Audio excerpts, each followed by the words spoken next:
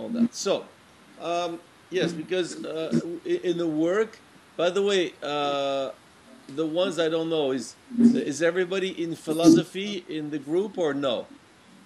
I'm not. No, one. The others are? Yes. Okay, so we'll see. So okay, so because I discovered in the practice that argument evaluation is a very important component of the work, and often not work or under valued or under not worked very much. So let's try to make a little exercise about argument evaluation. So what we're gonna do, I'm gonna ask you a question. Yes. And I will ask you to answer the question with one sentence that contains an argument, right? Very simple. You write an answer, and the answer, there should be an argument, and the whole thing should be only one sentence. All right?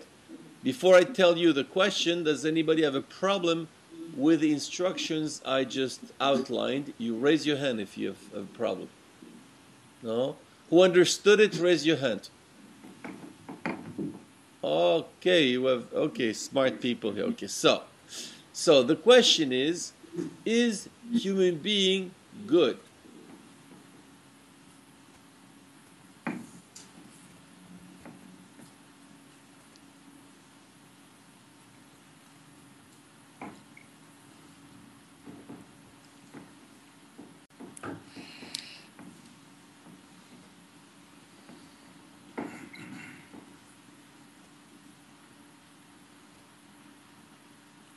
Is human being good? No, is human being good? You have the, you can repeat it 10 times if you want. Okay. Is human being good? No, is human being good? You can still have 8 times to go.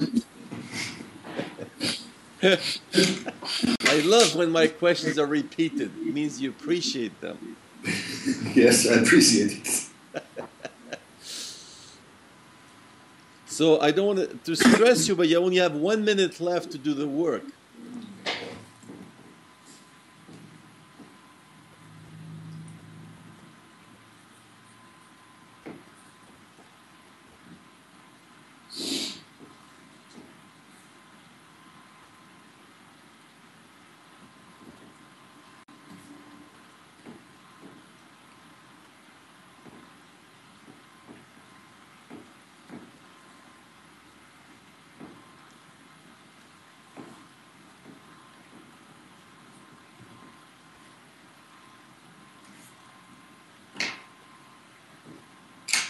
If you have finished, put your pen down so I know you have finished.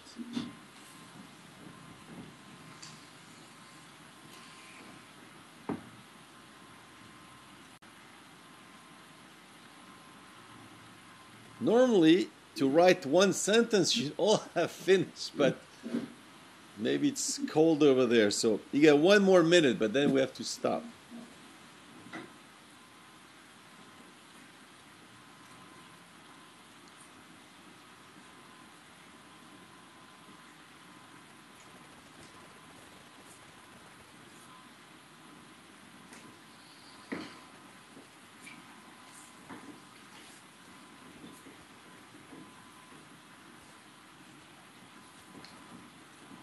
If you have finished, put your pen down, huh?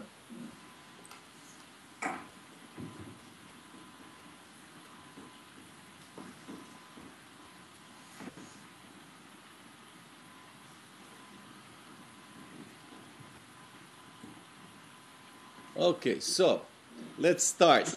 But Ingemar, have you finished the work or no? No. Well, what is your difficulty? I have doubts. Oh, you have doubts. Is it only today? No. No. Is it a narcotic? Narcotic? Yes, your doubts. Yes. Does it operate as a narcotic, you know, which slows down the thinking process? Yes, yes. Yes. But have you done the work or no? Have you answered the question? No, I have not answered the question. Well, why not? because I have doubts. Yes, but look at it this way. Can you answer even though you have doubts, or that impossible? Yes, I can answer. Yes. Yeah, but then why you did not? You see, if no, don't answer. I would like you to think about this. If you can answer even though you have doubts, why? When I ask you why you don't answer, you tell me I have doubts. You see, that's a typical argumentation problem. Yes. Do you see the problem with the argumentation? Yes. Is it logical or not? No. No. So let's try again then. Because see, argumentation in philosophy, it's not like in rhetoric. It's not to prove we're right. It's to give meaning. So why you didn't write the answer? I wrote down an answer. So So you did. So you lied to me. You had answered the question. Yes. Well, first we learn you're doubtful, then we discover you're a liar. Okay, no problem. So you did finish the work. Yes. But do you often make everybody's life complicated like that? Okay, don't answer that one. I think it's better. Okay, so, okay, who has finished the work? Raise your hand. Okay, good. So let's put this down. So now, what we're gonna do is everybody's gonna read his work. You listen to everybody's answer, and then I will ask if someone heard a problem, some problem in the work somebody has done. Now, just one indication on this. I would like to use a distinction made by Hegel between internal critique and external critique. The question is not to say we disagree with this person. Probably says human being is good and we say it's bad. No, we want to find some internal problem, some objective problem. Not something where I don't think the same way, but some objective problem, right? External critique is to come with some other ideas that we differ. But internal critique examine from the inside, the way, a professor would examine, not saying I agree or not, but does it make sense? Are there problems, okay? But you'll see it's not always so clear-cut, that distinction, but we'll try it. Anyway, so why don't we start again then? Elsa, why don't you read slowly, loud, then everybody reads, and if you note down the name of someone if you think there's a problem, okay? So Elsa, why don't you start? Okay. I wrote down, yes, human being is good according to its own impression. According to? Its own impression. According to its own impression, right? Okay, let's move on. I wrote, yes, because human being is initially naive. Okay. Ole? Yes, because we have created more good things than evil. All right. Yeah. Brynhildur? My answer is human being is not good because it is just what it is. All right. Yes. Ingemar? Yes, because they search to expand themselves. To expand themselves, yeah? All right. Then that's Johanna Kristin. No, because we're a cruel species. We're a cruel species, yeah? She's killing one another. What's the second half? Killing one another. Killing one another, oh, yes? Skuli? No, people always have been bad to each other and always will be. Again? No, people always have been bad to each other and always will be. Okay. Yes, and Johanna? No, human being is not good. Okay, all right. Now, who has heard some work that seems to have a problem? Raise your hand. Oh, good. So we have some nice problems. Okay. So arbitrary, let's start with Christian. Christian, who do you want to denounce here in this place? Elsa and Johanna. Say one, the first, only one. Johanna. Choose one for now. Johanna. Johanna, okay. You think there's something wrong with Johanna's work, yes? Yes. Okay. Then what is wrong? Johanna, can you just, so everybody remembers, read again what you have written? No, human being is not good. Okay. What is wrong, you think, Christian? The argumentation is missing. Yeah, you think there's no argumentation, right? Yes. Okay. Is that true, Johanna? Yes, that's true. All right. Were you conscious of this? Or no?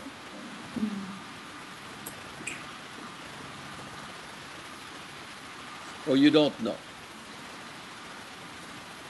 Okay. I'll take your silence as an answer. That means that these things are not so clear for you.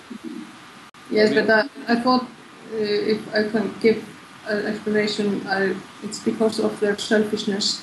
No, but look, Johanna, the question is not now to do something else. Okay. I'm asking, were you conscious that there was no argument? Yes. Or no? But then why didn't you put an argument? Or you don't know that? No, I don't know. Okay, so that means the argumentation is not something so clear for you. Are we okay? Mm-hmm. Yes, no? Okay, so I'll take your silence as a yes. Are we okay? Yeah, I'm okay. Yeah, no, if you're okay. Is it okay? I mean, in Yeah, other it's words, okay. the argumentation issue is not something so clear for you. Are we okay with that? Or no, you think it's clear for you? Okay, so you're not answering me. So when somebody does not answer questions, why do you think it's the case, Joanna? You ask questions, people don't really answer you. Why do you think this happens? I'm not answering you. Well, do you think you're answering my questions or no? No, I'm not answering your question. Okay, You asked so me now, if I don't explain, was missing. Joanna, it's the first time we meet. Yes. Yeah, so take it easy. You know, we have to go. We're supposed to stay 2 hours together. It's a long ride.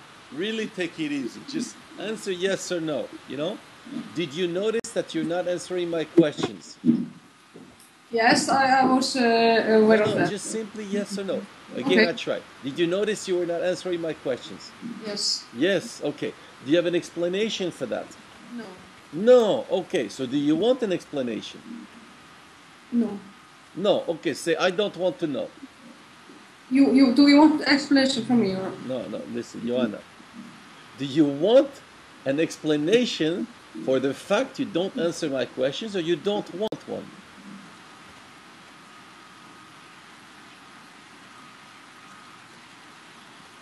Okay, so now, well, because I don't know what to do. I need your answer to know what is the next step. So you tell me, yes, like at the pizza place, you know, do you want something to drink or you don't want something to drink? If you don't answer anything, the poor guy, he doesn't know what to do, you know. I'm like this poor guy. All I want to know is if you want an explanation or if you don't want one. Or say, I want or I don't want, that's all. Okay, so you don't want to. Now I'm gonna ask the others. Who can tell me what is going on? How come I have no answers from Johanna? Can somebody explain to me? If you have a hypothesis, raise your hand. Okay, I have two. Okay, so Schoolie, what do you think is going on? I think she is not clear about the arguments she wants to put. She's what? She's not clear about her own argument. Oh, so you think the reason she's not answering me is because she's not clear on this argumentation problem. Is that it? Yes. Do I understand you or no? I just need yes or no. Schoolie, yes. Schoolie, you know the exercise. Come on, you know. Don't just tell me yes. Do I understand you? Yes or no? No. No. Okay. All right. So Who else can explain to me then the problem? Raise your hand. Okay. Christian, what is why do I don't get answer? Johanna didn't understand you. She did not understand me. Okay. She didn't understand you. Okay, she did not understand me. Is that true, Johanna? You did not understand me. Just true. You just say true or false. Yes. Okay. Now, Christian, since you seem to have an insight on that, why do you think Johanna does not understand me? Do you have a hypothesis or no? It may be. Just tell me first if you have a hypothesis or no. Yes. Yes. Okay. Every time, see, the whole point, there's two reasons I make it a bit formal. First of all, is to ensure that we're together, that we understand each other. So first I want yes or no. And second is to make sure there's no precipitation, you know. Descartes thinks that precipitation is one of the main obstacles to thinking.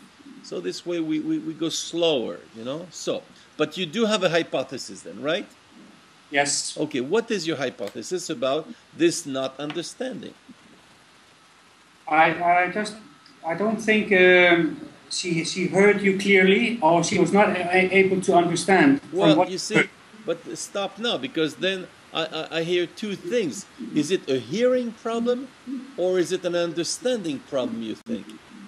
It's understanding problem. Okay, so you think Joanna does not understand me. So it's not a problem of sound, it's a cognitive problem, right? Yes. Okay. Do you know why? You know, it's a cognitive. For example, is it because of language, for example? Or it's because of another reason? I don't know. You don't know. Okay. So you think that Joanna does not understand me, but you don't know why, yeah? Yes. Well, let me ask you, how do you know then that it's not another problem than understanding? I read her body language. Oh, you saw this in the body language, that it was an understanding problem and not something else. Are we good? Yes. What did you see in the body that made you think it was understanding problem? I saw helplessness. Okay, you saw helplessness. Now, let me ask you, suppose one thing, hypothesis, that Joanna doesn't like people to ask questions to her. As a hypothesis, okay? You know, some people don't like to be questioned. Do you know that? Yes. Suppose she doesn't like to be questioned, especially in front of other people. Could she have expressed as well the same helplessness or no? Or you don't know? I don't know. Okay. So it means that the explanation you give could be something else. Do you understand the logic of this? Yes. Yeah? If I give a proof, if it's conclusive, it should not prove as well. It should not be the same proof than another hypothesis. You agree? Yes. Because then it becomes undifferentiated, right? So we don't know, for example, if it's an understanding problem or if it's some other type of problem, right? Right, we don't know. So you don't know. Okay. See, by the way, what I'm doing, see, what looks like secondary issue, like what I've done with Christian now, for me, it's not simply a technical matter. It's part of the process to examine argumentation and how to check if some argumentation functions or doesn't function. And one way I check argumentation is by asking if the same argumentation could be used for some other proof, in which case I call it undifferentiated argument. You see, if a proof is given that could prove that a man is guilty and not guilty, that proof is not conclusive because it's undifferentiated. It does not differentiate between being guilty and not guilty. In this case, it does not differentiate between not understanding and some other issue, like, for example, not liking questions, right? So let's move on. Who has a different hypothesis? Raise your hand. Of why Joanna does not answer me. Nobody else? Yes? You have one, Brynhildur? I have a hypothesis. Okay, what is it? I think she did not understand your question because she was already waiting for the next question or thinking about. Okay, so are you saying that she's already in next? She's one step ahead of me.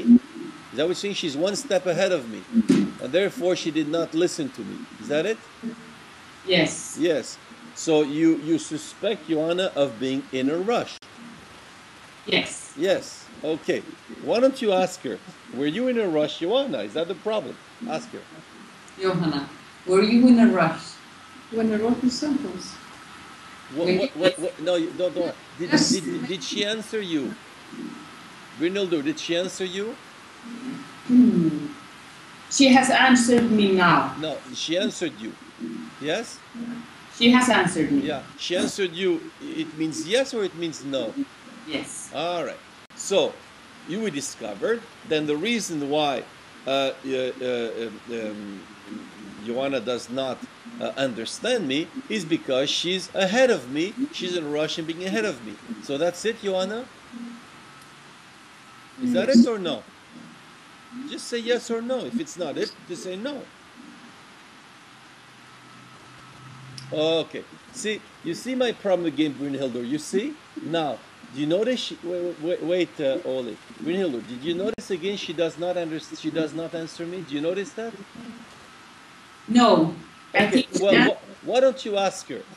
Repeat the hypothesis, right? And then ask her, "Do you agree with me?" And let's see if she answers you. Try it. my hypothesis is you didn't understand him because you were in a rush. Is this true? Rush from what? Okay. Did you hear this, Brynhildur? Yes. Did she answer you or no? No. No. Is it because she's in a rush or some other problem? I think this. Well, see, you had a hypothesis that she was in a rush, remember? Yes. But now she does not answer you. The way she does not answer you, is it because of rush or it seems to be something else? No, I think she's in the same rush. All right. So but you notice she answered you. It's a very typical thing where people answer a question with a question. Yeah. Now, in general, do you know why people answer a question with a question? Do you know why? Or you don't know? No, I don't know. Ah, so therefore, you cannot say it because of rush, you see? And in fact, when people answer a question with a question, do they try to go fast or are they slowing down the process? I don't know. Well, imagine, you ask a question, where were you last night at 11? And the person says, well, what do you mean by last night? Or what do you mean by 11? Is he accelerating the process or slowing down the process? Slowing down the process. Is what? Slowing down. Okay, so you cannot accuse her of being in a rush if she's slowing down the process. You see the contradiction? Yes. Nice. So, who else has a hypothesis for why Joanna does not answer the question? Raise your hand. Okay, who did not? Okay, Skula, let's try again. But make sure you make it simple, otherwise I don't understand, She wants to slow down the process. Okay, repeat? She wants to slow down the process. She wants to slow down the process. And in general, why do people try to slow down the process, Skuli, you think? Because they are slow themselves. Oh, because they're slow. So you suspect Joanna is a slow person, and that's the problem, yeah? Yes. Is that what you're saying? Yes. Okay, why don't you check with her if she agrees with you?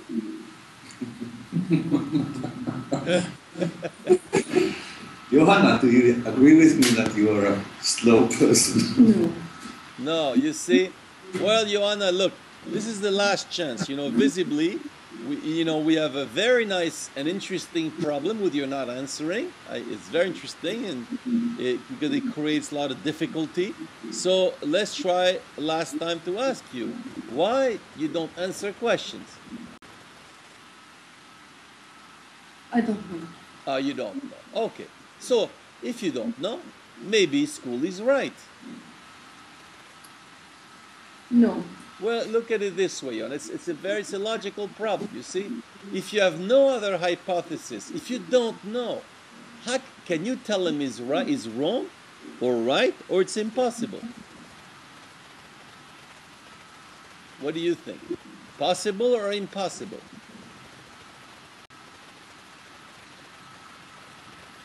Possible. I can't hear. Possible. Possible. Well, look at it this way. Suppose some guy who has never studied physics comes to a debate in physics. And, I ask him, do you understand what people are saying? He says, no. I says, do you know about physics? No. But he says, he cannot tell me anything. Is he in a right disposition to agree or disagree with someone or no?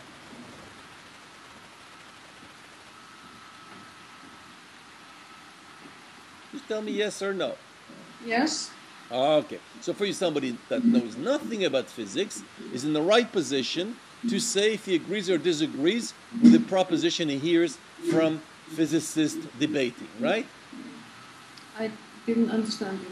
Okay. Can somebody repeat the problem I just said? Raise your hand. Who understood it and can propose it to Joanna? Raise your hand. Only, okay. Put your hand up. And Joanna, ask one of these people, explain to me the problem. You cannot explain to me the problem. If he who goes to he who does not know anything about physics, is he able to tell if anything to criticize theories in physics? And the answer is? No. No. So once you claim you don't know, you're not in a position to refuse a hypothesis since you don't know. You agree with that logic? Yes. All right. So if you don't know, can you refuse the hypothesis of Schooley, for example, or you're not in the position to do it since you don't know? Do you understand the problem or no? No. No. Okay. So I propose to Johanna, visibly, this exercise is difficult for you, right? Yes. Okay. So I propose to you that from now on, you observe for a while. Don't participate. You can write things, but don't just observe, okay? And maybe later, there's something, we don't know what is the problem. Whatever proposition you have refused, so until we clarify the problem, it's better that you just observe. Is that okay with you? Yes. All right. And when you understand the difficulty, you can tell us, we clarify difficulty, and then you participate. Is that okay with you? Yes. All right, good. So let's move on. So for now then, yes, so let's go back to the idea that Christian said there's no argument in the idea of Johanna. Who agrees with Christian there was no argument there? Raise your hand. Okay, good. So that case settled. And by the way, you'll notice very often that the argument is such a problem for people that you ask them an argument and there's actually no argument. And that's a very classical problem, very simple but very present. So let's move on to another problem. Who has seen another problem than the one of Joanna? Raise your hand.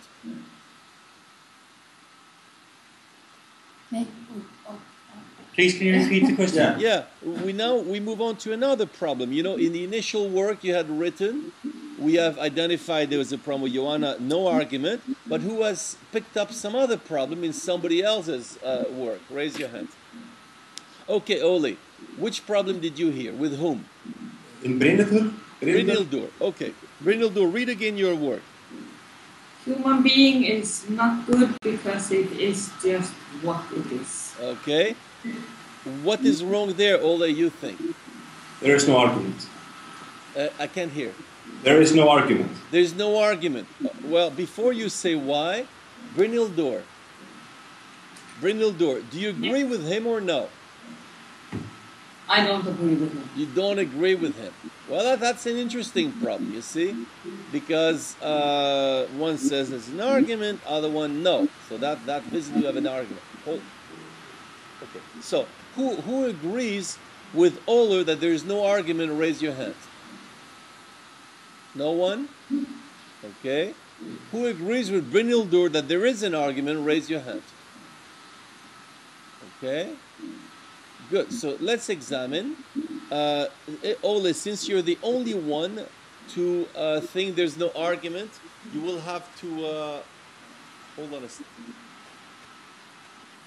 You'll have to say why do you say there's no argument there? There's nothing in the sentence that would explain why human being is good. Okay. There's nothing that would account for the fact human being is good. All right? Good. Brynhildur, is that true or false?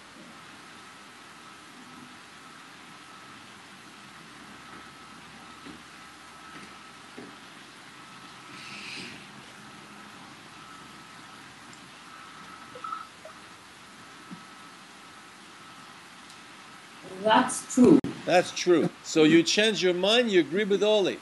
No. Well, you see, you have to, the question is, the argument is supposed to back the answer, back the claim, back the position. Do you agree with that principle? Yes. Now, does what you have called an argument, does it come to back the claim or no? It backs the claim I made. Okay, so you don't agree with what Ole said then? I don't agree with that. So you change your mind? Yes. All right. But at least it's sufficiently difficult that you oscillate on this problem, right? Yes. All right. Now, who agrees with Ole? Raise your hand. Who disagrees with Ole? Raise your hand.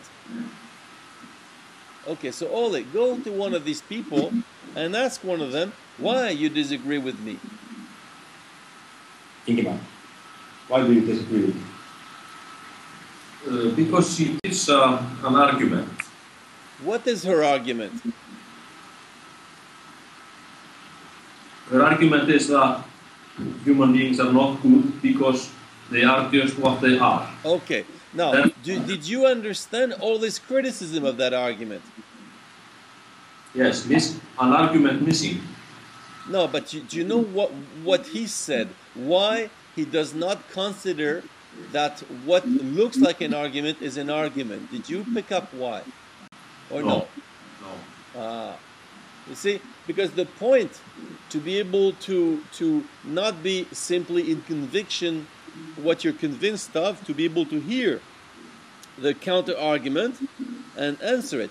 Who has understood the criticism of Ole? Raise your hand. And Ingemar, ask one of these people, tell me, what is Ole saying about Brynhildur argument? Elsa, what is Ole saying about Brynhildur's argument? He's saying that the argument gives no explanation of why a human being is not good. Okay. Ole, is that okay with you? Yes. All right. So, Ingemar, you got the point? Yes. You understand what Ole is saying? Yes. What is he saying? He is saying that she is not giving, Brynhildur is not explaining why human beings are not good. All right. So, do you agree with that or no?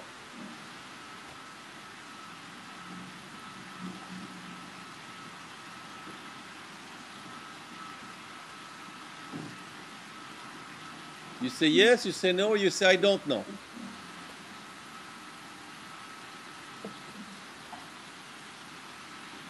Yes, I agree with that. So you change you agree with Ole. Yes. You change your mind. Yes. All right. Who still does not agree with Ole? And Ole, pick up somebody else, ask him why you disagree with me. Skule, why do you disagree? Because Brynhildur did give an argument.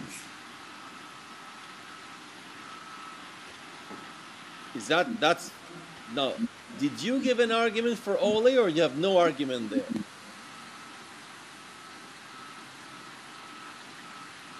It was answered. I know, but when what you have said now, is there an argument, or you only repeat your disagreement? I'm repeating my disagreement. But you're not giving an argument. Do you agree? Yes. So, and that's one thing you have to be very careful about. That's a very typical problem. People will repeat the accusation, but they will not give, or the criticism, but they will not give an argument. It's a very common thing, just like if repeating the thing was sufficient in itself. Do you know this problem, Schoolie? Yes. Yes, so. But we want an argument.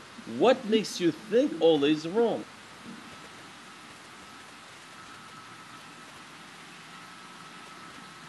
What makes me think Ole is wrong is that I understand Brynhildur's argument. I think she has a good argument.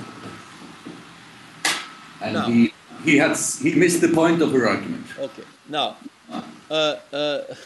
Schoolie, do you think you have given arguments or only act of faith?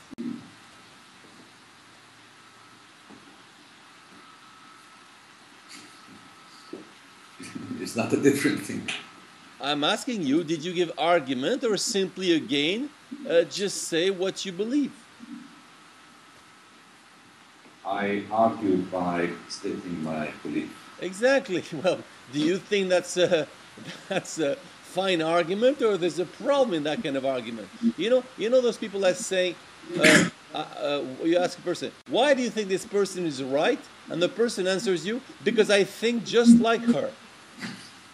You know those kind of arguments? Yes. Is that an argument or no? Huh? Now, these are rhetorical arguments. You see, philosophical arguments are supposed to give content.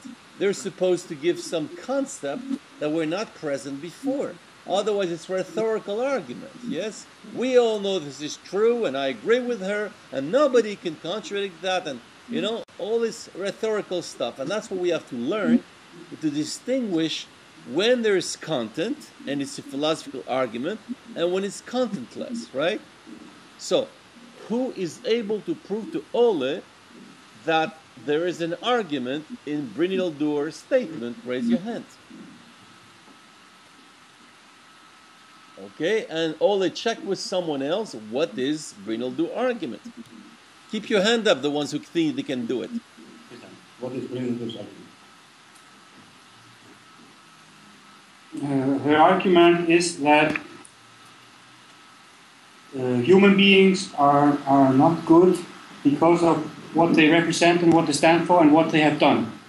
Oh, she spoke about what they have done? I think. No, Ole, don't think, Christian, sorry, don't think too much, huh? In this business, we should not think. It's like in the tribunal, they say, the facts and nothing but the facts. You know about that? Yes. That's a distinction between facts and interpretation. Is that okay with you as a distinction? It is okay. Yeah. So, did Brynhildur speak about what men have done? No. No. So that's Christianism. That's not Brynhildurism, right? Christianism.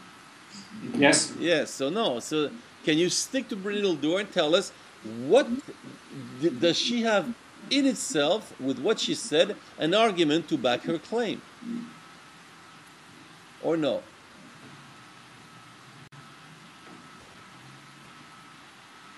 Can you please repeat the question? Yes. Can we do something? Is there a board behind you, Brynhildur? Is that a board? No, it's a table. Do Oh, you it's want a table. Okay, I can't see well. Okay, it would have been useful. You have nothing, no place where you could write your sentence, where everybody can see it. You need to see it. No, it's okay if I don't see it, but at least the other people see it. Okay. If I could see it, that's nicer, but if it's not possible, I'll do without. I'll write it down for myself. It's okay. But at least that everybody sees it. A human being is not good because It is what it is. This is what it It is. is just what it is. Okay, it is just what it is. Yes. What? Okay, so let's try again. Christian, what is the content of this argument here that you could tell Ole there is an argument there?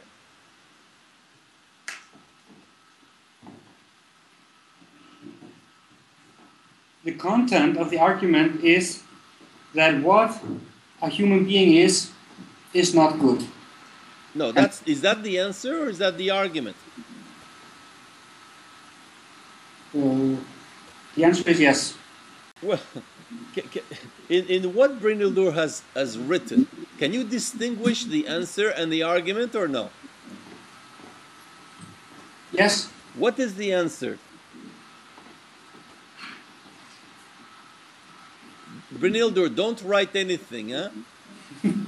Brynhildur, don't do anything now. Just hang on. Write whatever I want. No. Don't cheat on me. So, wait. But you will have to do something. Christian, do you agree that in what Brynhildur has written, there is both an answer and an argument? Do you agree with that? I cannot hear anymore. Sound problem. Hello. Oh, okay, that's better. Can you clarify an answer to what? Do you agree with the following proposition? Yes. In Brynhildur's statement, there's two parts, the answer and the argument. Do you agree with that? But the answer to yes. You agree with that, yes? Yes, I agree. So, you could identify both these parts, yes or no? I think they are the same. I think. Wait. No, wait a minute. Christian. Yes. Are there two parts or only one part? One part. All right. So if I tell you that to distinguish between the answer and the argument, you would tell me no. There's no two things, right? Yes. All right. So you don't agree with my proposition, right? I think there. No, don't please don't think. Do you think too much, Christian, sometimes? All the time. Yes, but don't think, okay? I ask stupid questions and I hope stupid answers. Is that okay with you? Oh, yes. We won't tell anybody that you participated in the stupid workshop, but please be stupid for a minute. Do you agree with the following proposition, which I will outline? And then I want only yes or no. The Brynhildur statement is divided in two parts, the answer and the argument. Do you agree, yes or no? No. No, okay. Who, like Christian, does not agree with that proposition, raise your hand. Who agrees with that proposition, raise your hand. Keep your hand up. And Christian, ask someone, where do you see that division? Johanna Christine, where do you see that division? It divides a human being is not good. Speak louder, please. A human being is not good is one. Then, if we divide it into question and argument, then Joanna, we want to hear two things. We want to hear the answer is blah blah blah. The argument is blah blah blah. Okay? Okay. A human being is not good. An answer. Because it's just what it is. An argument. Okay. You heard that, Christian? Yes. Do you agree with her? No. Okay. Why you don't agree with her? I think don't, please. Can you stop thinking? Wow, it's after the doubt of Ingemar, we have the thinking of Christian. Wow, this is you guys are all drug addicts up there. Okay, so why do you think she's wrong? I don't agree with her because I disagree with the distinction that she proposed. Okay, now Christian, do you think you have given an argument or only stated your disagreement? I did not state an argument. I did not give an argument. So you only stated your belief. Yes. All right. But do you see at this point, if you can see in this discussion how difficult it is to give arguments and how often we only want to state our belief and repeat our belief and explain our belief but not give an argument. You see? But the problem is, Christian, if you cannot have an argument to prove she's wrong, then you cannot refuse her statement. You see? Yes. Do you have a reason to refuse her division in two? Yes. Which one? The answer and the argument are the one and the same. What? But again, did you repeat? Did you prove or you repeated what you said before?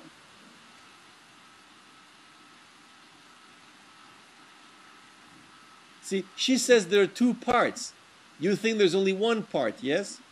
Yes. But did you say why you believe that? Did you say why you think to contradict the two parts she gave? Did you say why or not yet?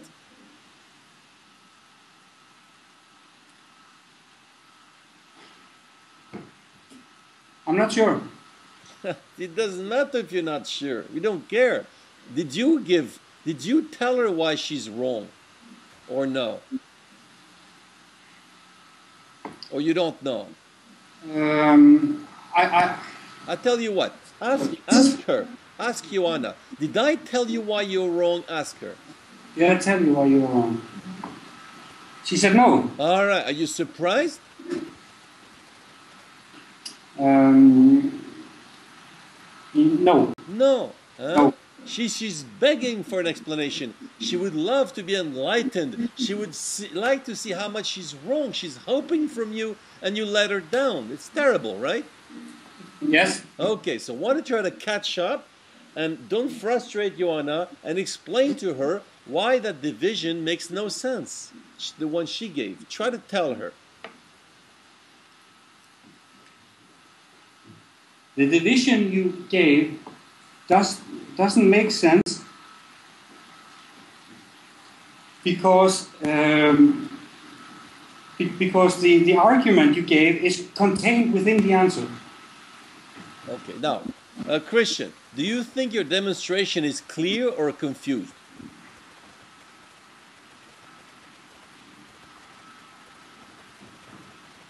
Neither. Which one?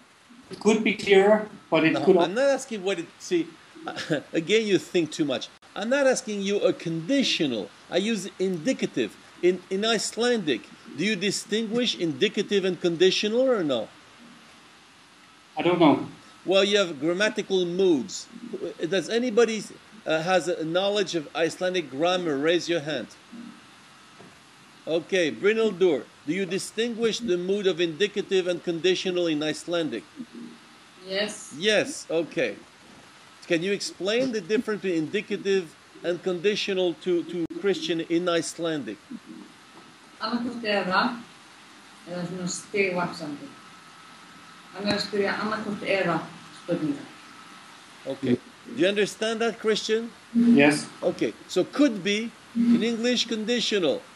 Is, that's indicative, present indicative. Okay, you get the difference? Yes. All right. Is your explanation clear, yes or no? No. No. Okay. Can you make a clear explanation to prove to Joanna she's wrong?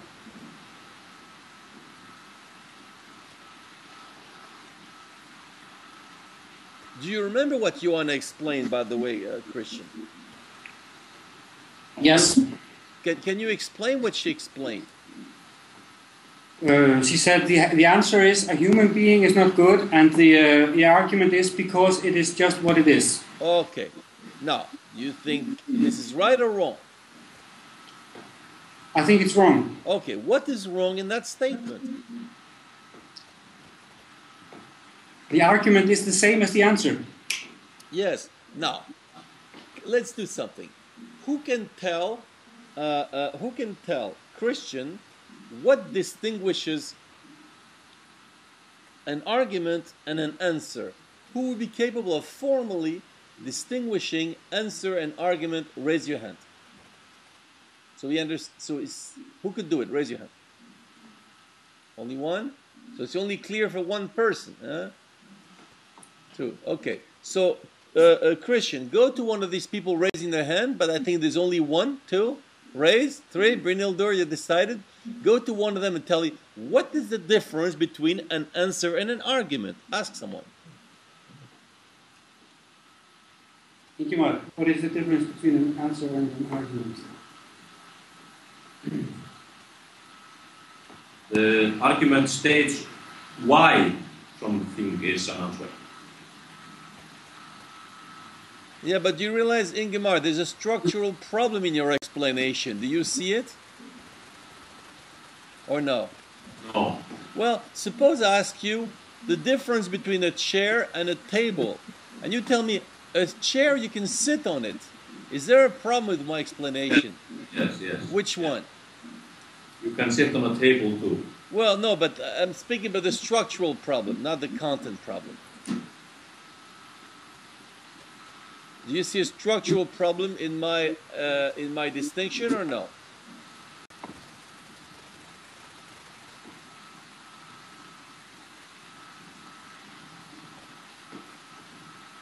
If you don't, say I don't.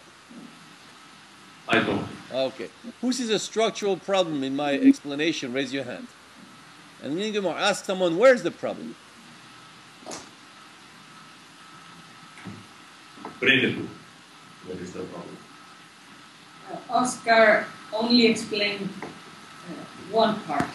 He was going to explain two parts, but he only talked about one. All right. True or false, Ingimar? True. Yes. Now that's fundamental. I call it the principle of symmetry.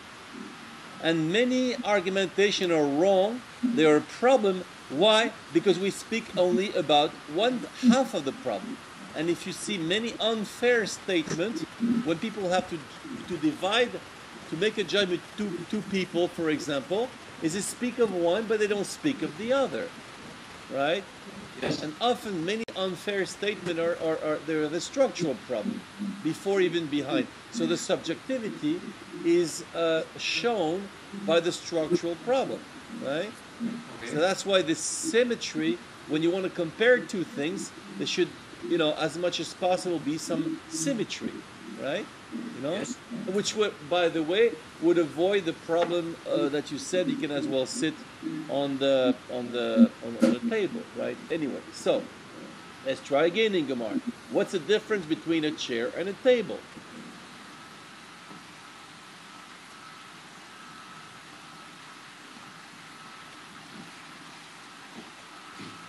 Or you don't know? In which case, it must be funny in your house. I'll look better next time. So, do you know or you don't know? Yes. I don't know. Okay. Wow, Well, who can tell Ingimar the difference between a chair and a table? Raise your hand. Ask someone, Ingimar. I would like to ask Skúli to explain to me the difference between chair and a table, please. This is a table, this is a chair. Now,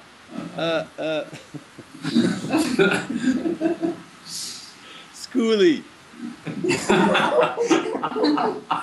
I think I'm going to give up, Did you explain or did you show an example? I showed an example. Now, can somebody explain to him? So, what is the difference? Raise your hand. Try again, Ingimar. Only. A chair is a device you can sit on, a table is a device you can place things onto. All right. Is that okay with you, Ingimar? Yes. Yes. But I know you will tell me that in your house, you sit on the table and you put things on the chair, I'm sure. But in general, in other people's houses, thus the distinction Ole gave basically works.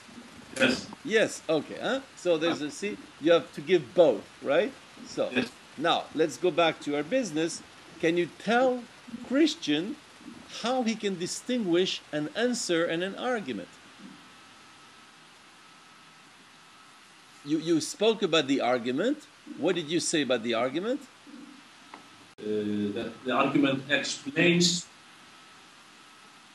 and answer is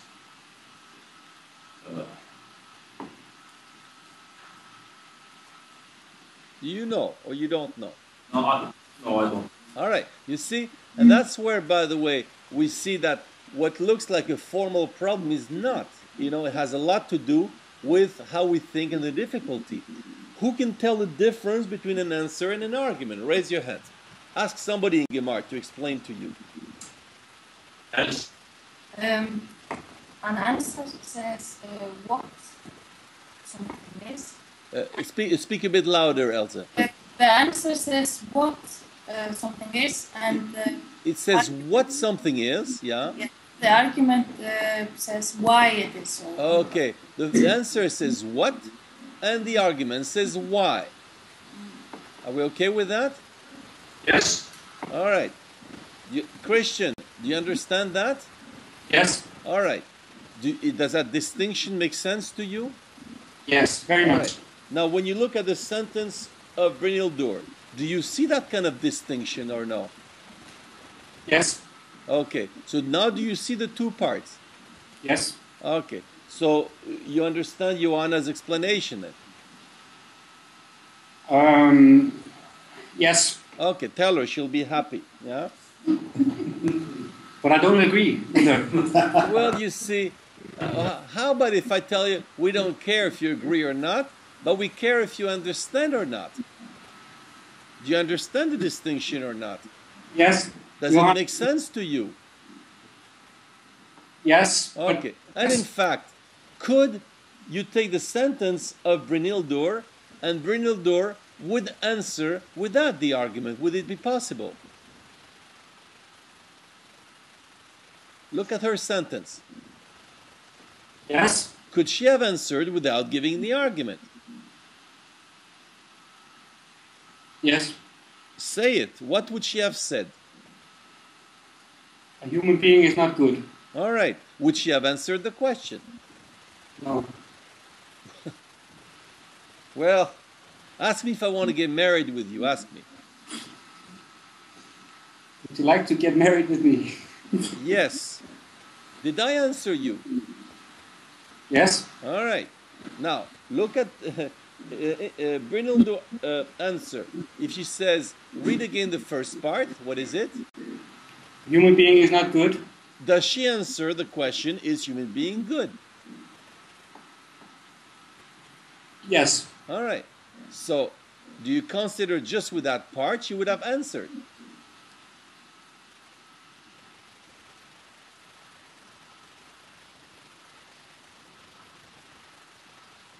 Yes. All right. But the second part, what is the function of the second part? The second part is the argumentation. Okay. So, are you okay now with this? Yes. All right. Or do you want to make your life and ours more complicated? I would like. Okay, now just say it's okay, or you want to make our life more complicated. You choose. It's great. It's okay. You're happy. Yes. Okay, well, okay. I'm glad that you're happy, and I'm sure everybody is as well. So, now, let's go back to Brynhildur's statement. Let's now examine Ole's claim that the argument does not in any way substantiate the answer. Is that it, Ole? Yes. Okay. Who thinks that it does substantiate the answer? Raise your hand. You raising or not? Okay.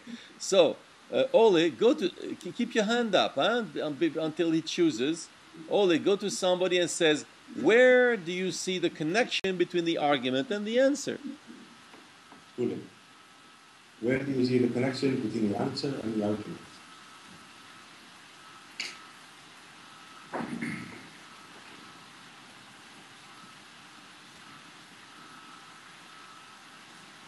The connection is that the argument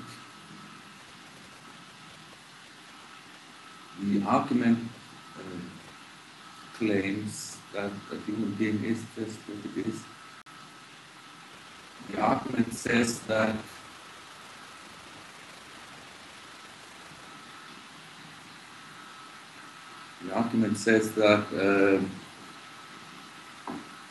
being good is not part of being what it is. Now, Schooley, do you think your demonstration is clear? No, I don't. No, huh? But you see, this difficulty, right, that we're having now, I mean, don't worry, it's not only in Reykjavik. It's a very typical problem, right? That to evaluate an argument is a difficult job. But often we take it as granted.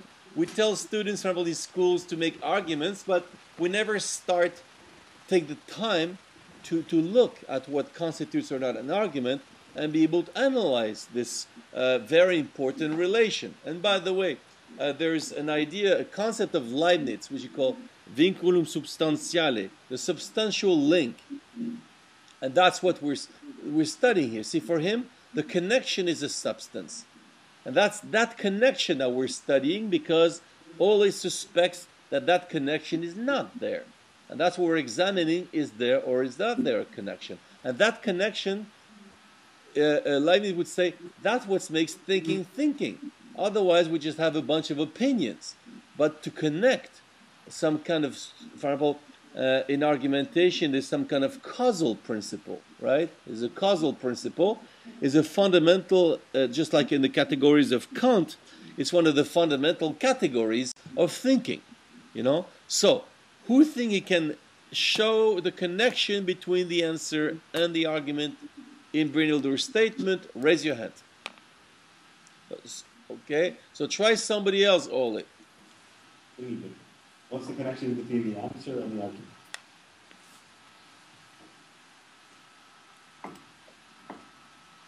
The connection is that the argument says that good, not good, doesn't apply to human being.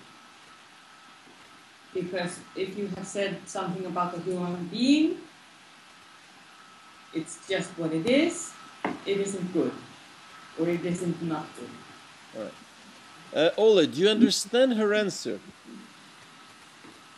Yes. Can you say it with your own words? What is she saying?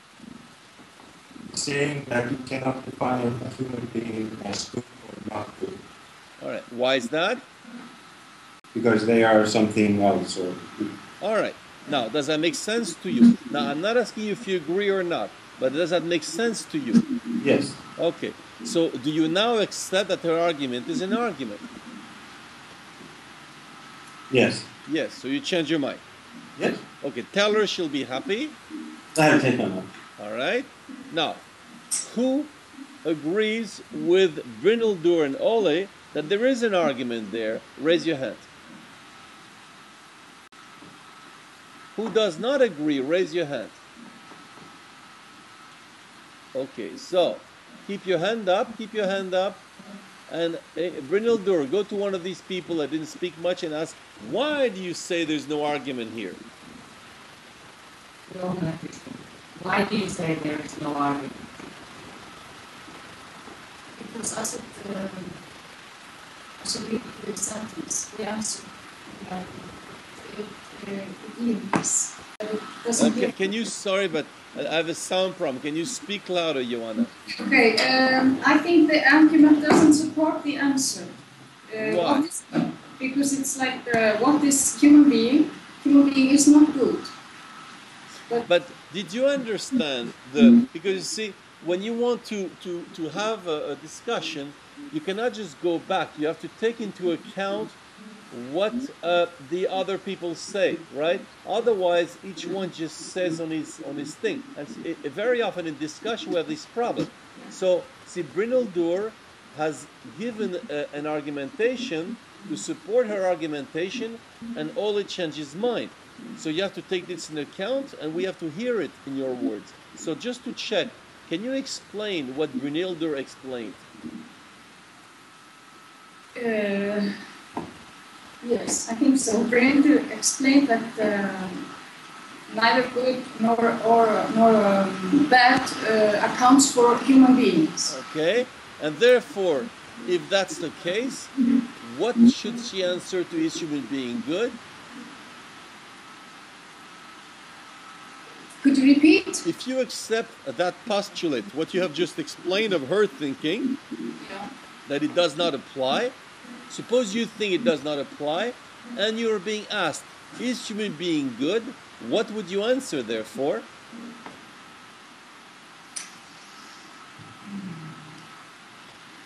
Do you understand what I'm asking you or no? No, I don't understand. All right. No. It's important. When you don't understand, tell me, I don't understand. Yeah, Who yes. understands the question I'm asking Joanna? Raise your hand. Okay? So, Christian, ask her. Like you're for me, ask her. What is Brynhildu's answer to the question, is a human being good? Yes, the answer from Brynhildur is I think that she said it's neither good nor bad. Okay. Wait a minute. Are you look on the board, Joanna. Okay. Is she saying that or no? No, she is No. not saying that. Wait, but hold on. You see? But look, we only have these little things, and look how hard it is to do it. But I wanted you to do the reverse. Look at her argument. You explain her argument, right? You have it in head. You said she claims in her argument that it does not, this category, this predicate does not apply to human being, right? Yes or no? Yes. All right. So if that's the case, what should she answer? What should her answer be? A human being is not good. Okay. So, and did she say that? How could she? Did she say that human being is not good? Yes, she did. So therefore, where's the problem?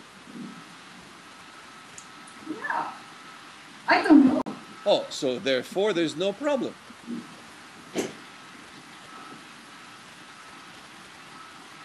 Is there a problem or no problem? There's no problem. Okay, you change your mind. Yes. Okay, tell her she'll be happy. I changed my mind. Okay. Who still think there is a problem? Raise your hand. Okay. Christian, your last one. What is the problem?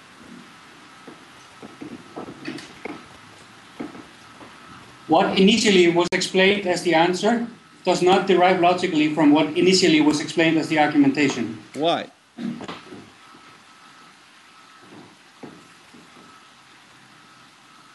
Because saying because it is just what it is does not logically explain the answer which initially was given as a human being is not good.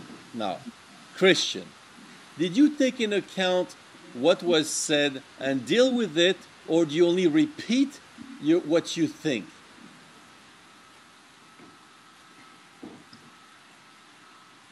Did you bring some new argument, or you only repeated that you think it is not logical? Yes, I brought a new argument. Okay. Now, Thomas, Christian, sorry. If I ask people if you brought new arguments, they will say yes or they will say no? People that listen to you. I don't know what they will say. I don't know. Well, you see, let me tell you, that's a typical thing of people that think too much. They have no space for others. They don't know what others think. They only know what they think. Did you ever observe that? Yes. Well, try to make an experience. Do you think people will tell you you have brought new arguments, or you just repeat it? What do you think they will tell you? Or you have no clue? I have no clue. So you're blind to the thinking of other people, or deaf. Does that surprise you? No. No. And look what's going to happen. Who think Christian brought new arguments? Raise your hands. And count the hands up, Christian. How many? 0. Who think he repeated the same thing? Raise your hand. All right. Surprised? Yes. Yes. Well, welcome to Philosophical Workshop, the place to get big surprise. Yes? Huh? But you know, that's a problem of what I call of solipsism. If you think too much, you think you speak to yourself. Do you know this?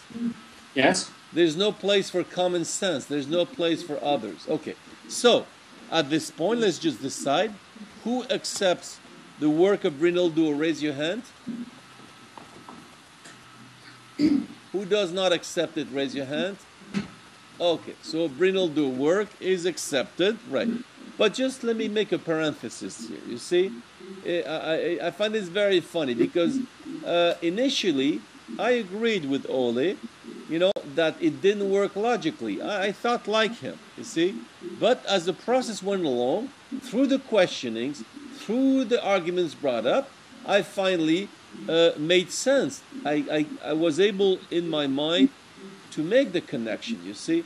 But that's what the whole thing of constructivism is all about, you see. Maybe even as running the workshop, I have certain ideas, but I'm not there to impose my ideas. And sometimes, indeed, like now, I will change my mind in the process of thinking. But what I have to do is think through people here, you know. And when I ask questions, it is not to disturb people, make them unhappy, make them feel stupid, although they might feel stupid about them, but it's to think through the group, you see? That's a Socratic principle. The others is not there to be convinced or, sorry, or to ask information, but the others is the medium through which you think. And I don't know how much it makes sense to you, but we think through the others, you know? You raise your hand, Christian? Yes. Why? The way to understand this explanation of the categorical implementation of being neither good or evil is then saying that the whole sentence is the answer, which is not what was said. Okay, Christian, I don't want to go back on this. The group has now decided. Maybe they're wrong. Maybe you're like many geniuses. They are the only ones who understand. Nobody else does. But don't worry about it at this point. Don't be obsessive about it. I'm just trying to tell you what the exercise is all about. Is to think through other people. You know, that's the main thing. Never mind now about you know okay. You know, it's more. You know, it never matters in a way. In this kind of exercise, we're not so concerned about the final content, but about the process by which we work. All right? Yes, fine. So, okay. So we're going to move on to another one. But, Joanna, do you feel better about the exercise now, or are you still bothered? I think yes. Yes, which one? I think good. Yes. So, do you know now why at the beginning you were not answering my questions? Or you still don't know? I still don't know. Okay. Do you want to know or you prefer that we skip it? What? Do you want to know why you did not answer my questions or you prefer to skip it? Skip it. All right. So you stay as an observer, okay? All right. Huh? Okay. No problem. So, and when you're ready to, if you at any moment you're ready now to understand what happens to you, and then we can deal with it. But don't worry, what happens to you? It's the principle of these exercises. This what happens to one person is never only to one person. It's always a common thing. You know, that's the difference between philosophy and psychology. We're not concerned with the individual. We're concerned with general issues, and the individual person is only the opportunity to find out general principles and general problems. But anyway, so we have dealt with Johanna one, we have dealt with Brynhildur one we refuse, another one we accept. Who has heard another problem in the initial work? Raise your hand. Okay, Schoolie, who was it with? Elsa. Elsa, please read your sentence. Yes, human being is good according to its own impression. According to what? Its own impression. Its own impression, huh? Well, let me write this. Why don't you write it on the board? I'll write it for myself. Write it on the board.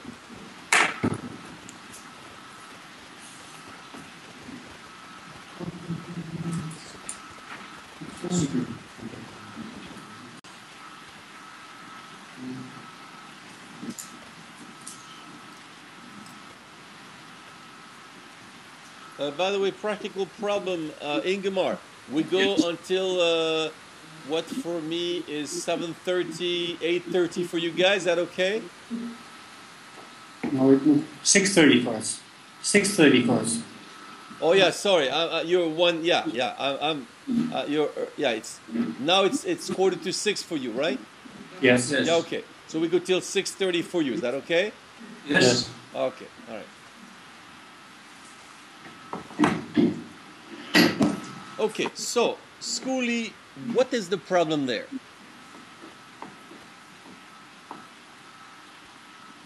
What is the problem in the Elsa word? The problem is that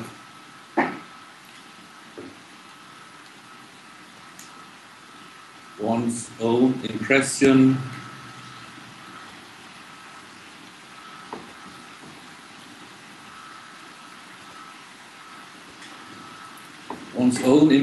is a bad argument for does not. It's a bad argument. Skuli.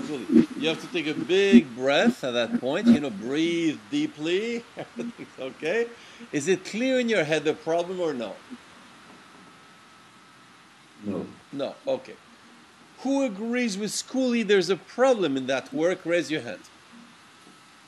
And Skuli, go ask somebody else to explain the problem. Somebody who knows the problem. Ole, what is the problem, do you think? Yes, the argument is subjective. Yes. Do you understand that, Skuli? Yes. Do you agree with him? No. No, it is not subjective. Or is it? No, it's not. That's not the problem, no. No, I'm asking you, is it subjective or not? It's not. It's objective.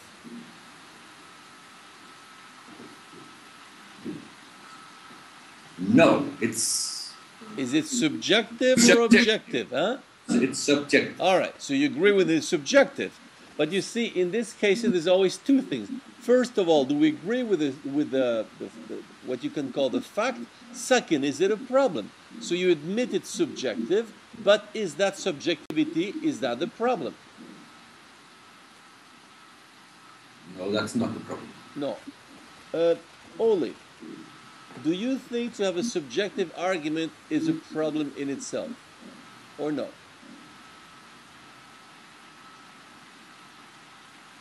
No. No. Okay. So therefore, we still don't have the problem.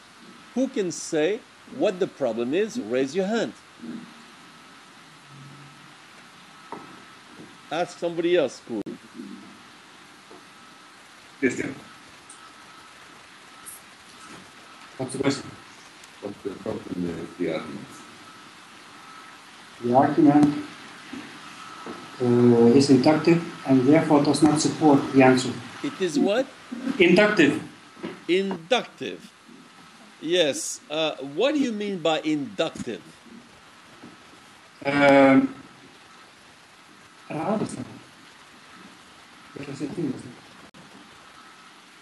What are you doing, Christian? You have an English problem?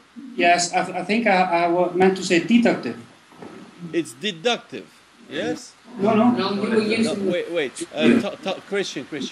Is it a thinking problem or a language problem? Language problem. Okay. So I tell you what. What you're gonna do? You're gonna say the sentence or the word in Icelandic, and you ask who can translate, and you will ask somebody to translate, and you say if it's okay with you. All right? Okay? Are you okay with that? Yes. Okay. So do it. Tilvísla þegar þú ályktar frá sértækju til hins almenna.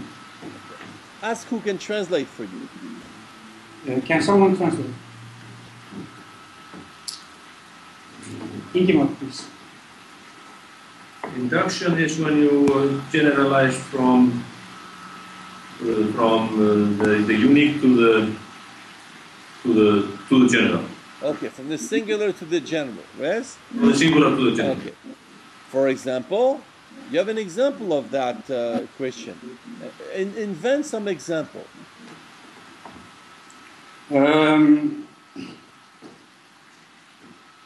If I go outside with lightly dressed, I will be cold. Repeat. If I dress lightly and go outside, I will be cold. Now, what is a general there? I'm sorry? Well, you said that induction was going from the singular to the general, right? Yes. Where is the general there?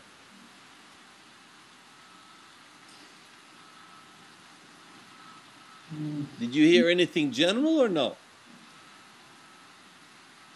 No. No. So No. does your example work? No, it could be better. So, no. Do you notice again you give me this conditional stuff? Yes. You know what you know of someone using conditionals a lot? Tell me.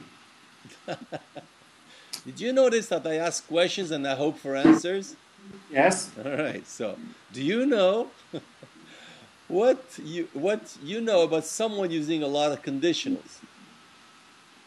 Yes. What is it? Unclear. Well, yes, but what is going on when you use a lot of conditional? What is that person expecting? That everyone see it from the same perspective.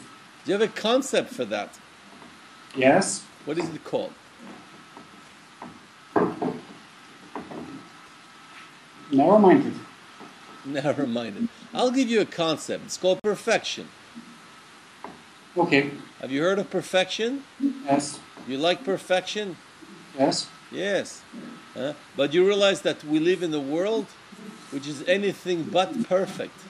Yes. So therefore, the one who's using a lot of conditional, does he like reality or he tries to escape reality? Escape. Yes. You surprised you try to escape reality? No. No. That's your cup of tea. Yes. All right. But I have bad news for you, is that today it's an exercise in reality. You okay with that? Yes. All right. So, let's go back to our business. And see, on the point, it creates confusion because you always expect something else. So who can explain the problem with the Elsa work? Raise your hand.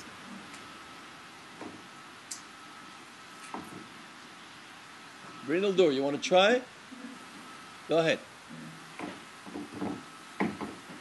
The problem with Elsa's argument is that if we allow it to be an argument, it would apply to any statement as an argument. Okay. And therefore, is it undifferentiated? Yes. Yes. It can be used for any answer. Yes. That's what I call initially undifferentiated argument. You understand the concept, Brindledoor? Yes. How would you say that in Icelandic, undifferentiated argument? I have no idea. Can you, what? I don't know. Oh, it's hard, conceptual word in Icelandic? Yeah, yes. Or indifferent? I can't find the Icelandic. Oh, okay, but everybody gets it. Elsa, do you understand the concept of undifferentiation? Yes. Do you have a word in Icelandic for that or no? Or indifferent? Maybe less abstract, indifferent. Okay, never mind the Icelandic lesson. We'll do that next time. So, but it's always interesting. I like when I work with different languages, always to check what happens in the other language with some concepts, right? Because sometimes it's the reverse. You know, they say we have a concept, but in English it's difficult. So I find that interesting. So, is it true that your argument can be given for absolutely anything, Elsa? Yes, it's true. Therefore, is it operative or it's not operative? It's not operate. All right, so Brynhildur was smart on this one.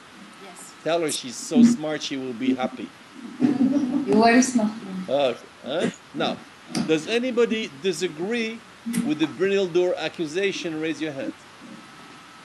Okay, who agrees with her? Raise your hand. Okay, so case closed. Yes, so this one is refused. So we now have 2 work refused, 1 accepted. Let's move on. Who has picked up another problem?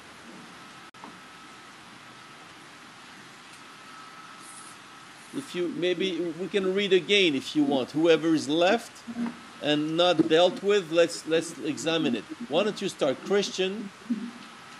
My sentence was, yes, because human being is initially naive. Okay, Ole? Yes, because we have created more good things than evil. Okay, Ingemar? Yes, because they search to expand themselves. Yes, because? They search to expand. Yes, okay. Joanna Christine? No, because we're cruel species killing one another. Okay, and Schoolie? No, people always have been bad to each other and always will be. Okay. Anybody picked up another problem? Which one, Brynhildur? I have a problem with Ingemar's argument. Ingemar, read again your statement. Yes, because they search to expand themselves. Okay. Why don't you go write it? Yes, master.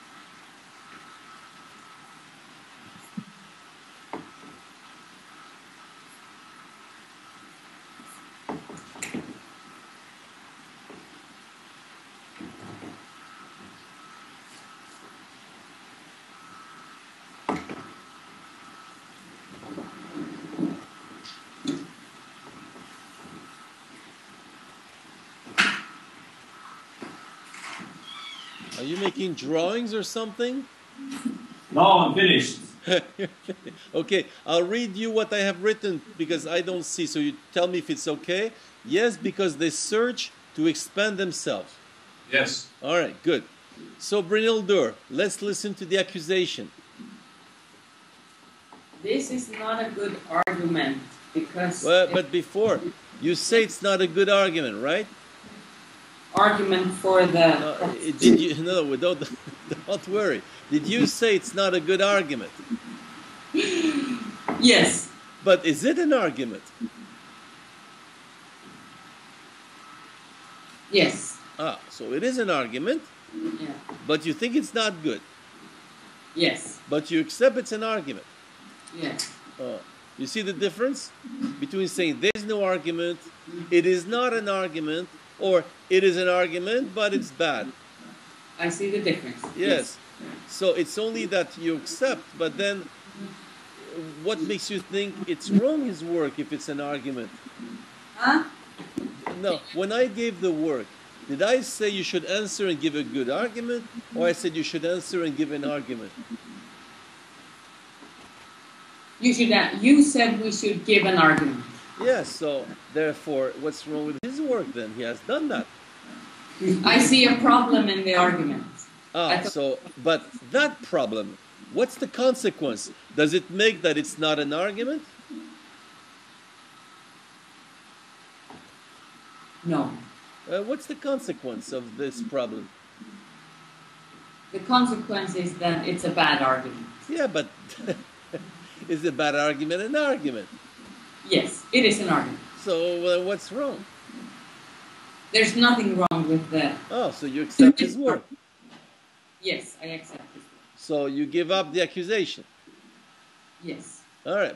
But just for fun, let's listen to it anyhow to check if you gave up too quickly or what. All right?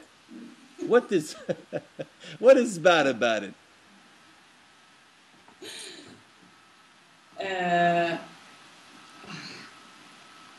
I'm glad you enjoy it.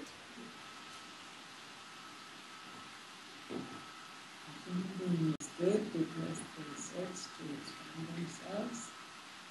The argument says something that has not necessarily anything to do with being good. All right.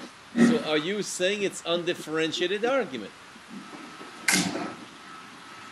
Like earlier with see, there are two possibilities. Either it's undifferentiated or it is not logical. There's a logical problem, it doesn't work. Like if I tell you the proof that this is square is that it's green. Yeah. Right? It's not that it's undifferentiated. It is not logical. If I say the proof it is square is that it has sides, well, it's logical that it has sides, but it can be used for triangle too. You get it? Yes. But if I say the proof it is square is that it's green, it is not it's undifferentiated.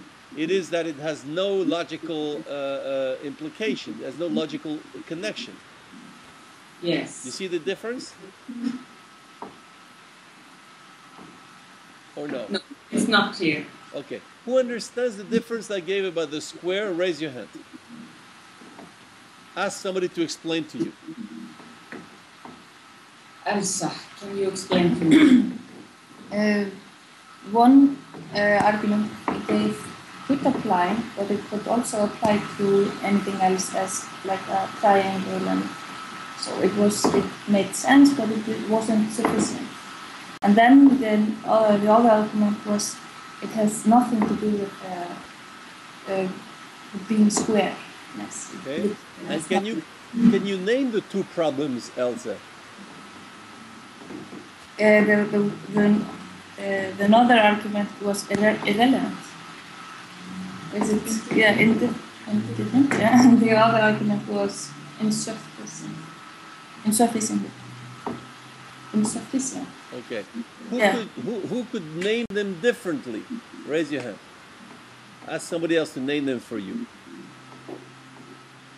Christian, can you name them for me? First was undifferentiated, and the second was not logical. All right? But it's funny because Elsa has named them differently, but it makes sense as well, the way she has named them, right? Yeah? But you understand the difference, Brynildo, or no? Or you have a hard time? I have a hard time. Okay. Who else can explain to her? Raise your hand. Try somebody else. Ole, can you explain to me? Yes. Undifferentiated things seem to apply, but don't have logical, don't have grounding in language itself. If something needs to be has a logical proof, it has to apply to this and this thing only. Ole, do you think your explanation is clear? No. No. All right. Who else wants to give it a try? Raise your hand.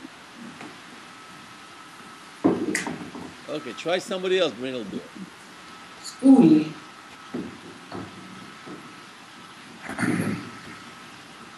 There are two kinds of arguments. On the one hand, there are bad arguments that have nothing to do with the proposition they are trying to argue for, like the one about the green. The thing is green, it has nothing to do with if it's square or not. Then, on the other hand, you have an argument that does have something to do with the proposition you're arguing for, like it has sides, because square does have sides, but stating that it has sides is not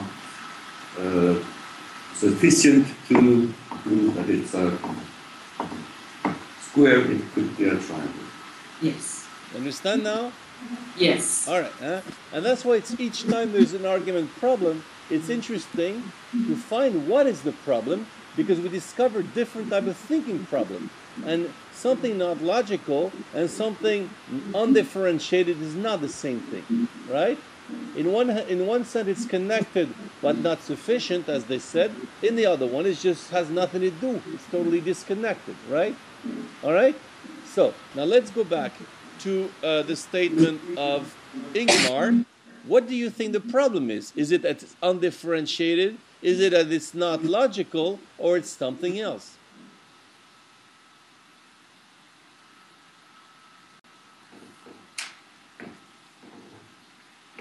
I think it's because it's undifferentiated.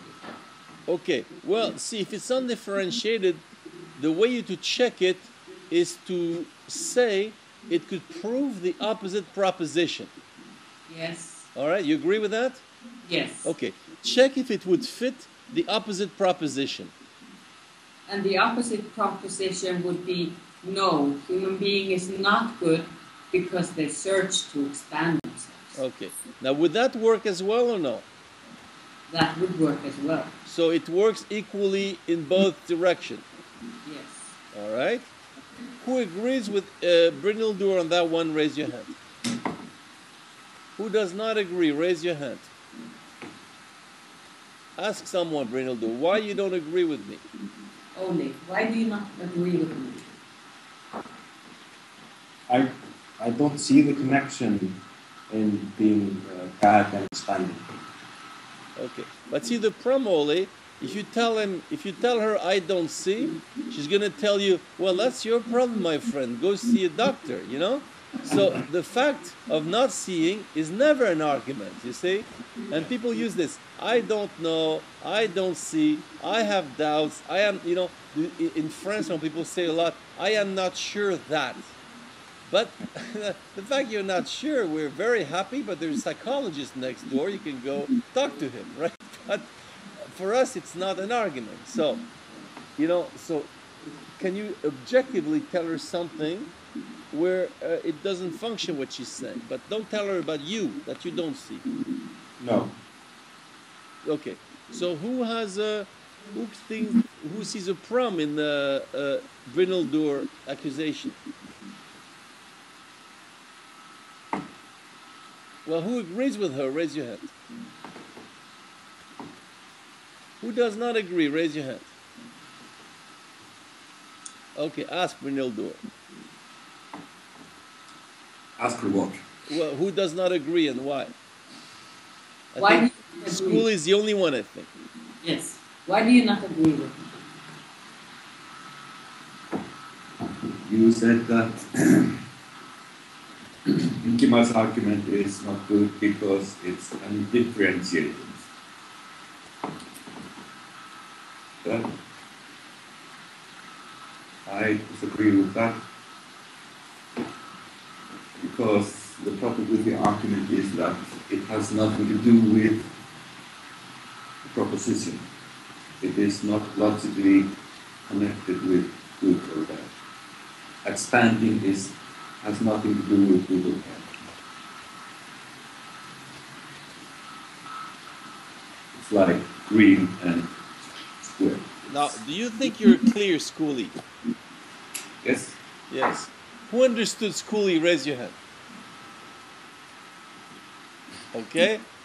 Schoolie, ask somebody to raise their hand to explain what you have said.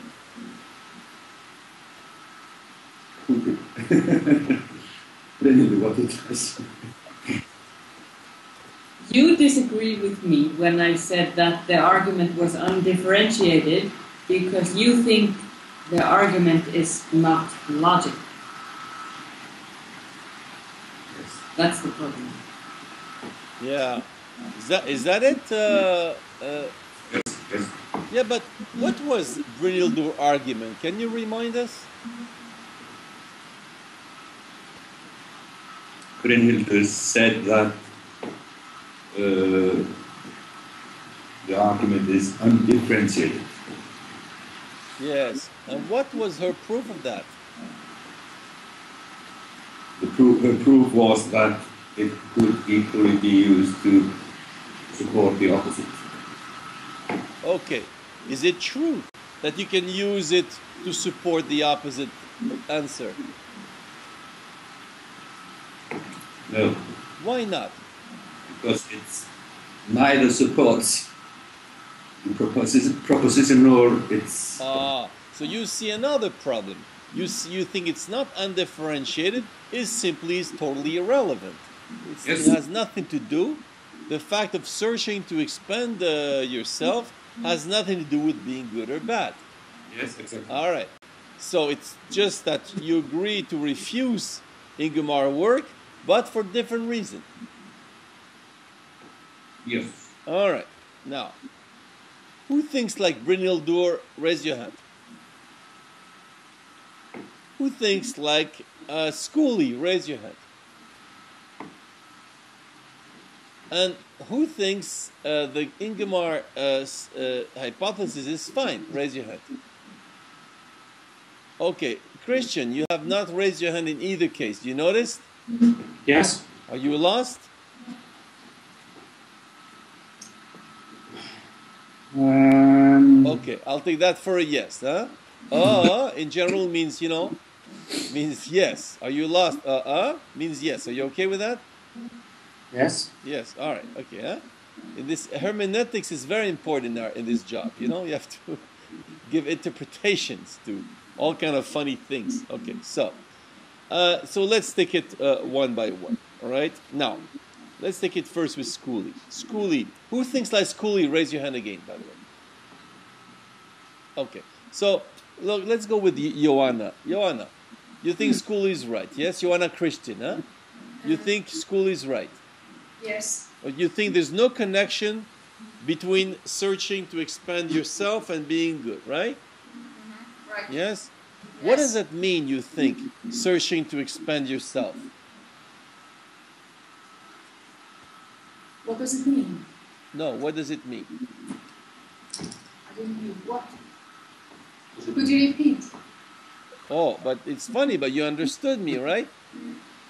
No, I didn't hear. What did you say? Yeah, well, you know what's funny? How come if you did not hear me, how come you repeated word for word what I had said?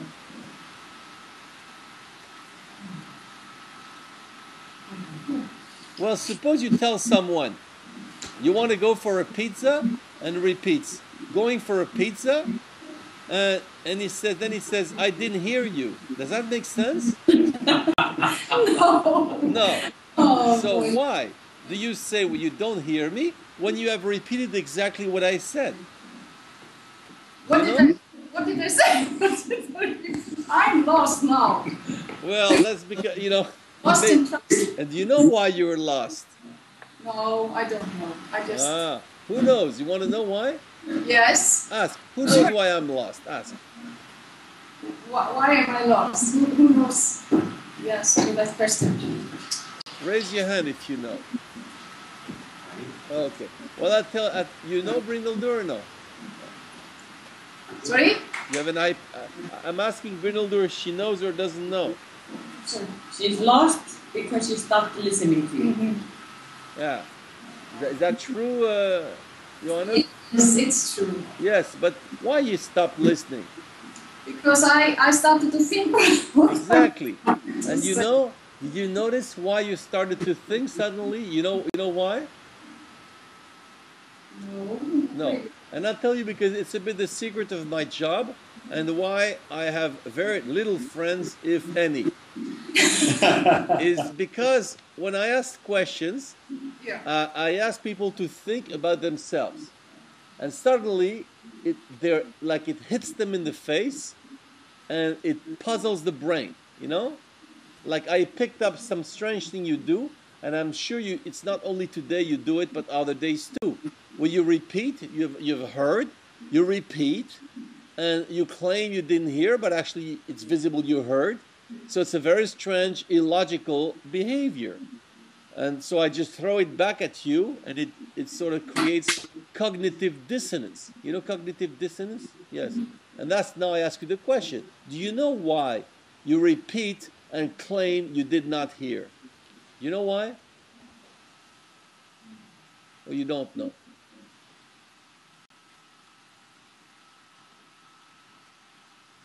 If you don't know, say I don't know, huh? Yes, I'm thinking, no, I don't know. All right. You want to know why? Yes. Ask. Who knows why? Who knows? Who knows why? Christian. To buy time. To buy time. Is it true you want to buy time? Or false? Sort of. A sort of. Well, sort of. I don't know what to do with it. Is it true or false? It's true. Yeah. And why do you want to buy time? Because, as I told earlier, I was thinking about what. Yeah. I was thinking. And you know, in general, what makes it that people want to buy time in general? Do you know? Well, let me help you on this one, because I see time is running. It's because we feel threatened. We buy time when we feel threatened. Do you agree with that or no? Yes, yes. Otherwise, there's no reason to buy time. Now, is it true that, you know, you get nervous or you feel threatened with questions? No. Well, have you ever heard of insecurity? Yes. Yes. Are you familiar with it? Insecurity? No, insecurity. You see, you did it again. That's funny. Huh? Oh, insecurity. Oh, no. Insecurity? You mean insecurity? You know? Wow. Funny, huh? Yeah. Yeah, you know? What I like about human beings, they're very coherent, even without wanting to be coherent. They're very coherent. So, no, remember, Oscar is your friend. You know, he wants the best for you. Anyway, so let's go back to our business. Yes. Now, do you think that to search to expand yourself, what does that mean? Yes. You know what it means? To search to expand yourself.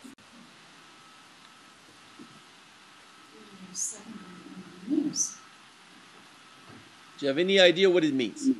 Or yes. no? Yes. What does it mean? It means that they're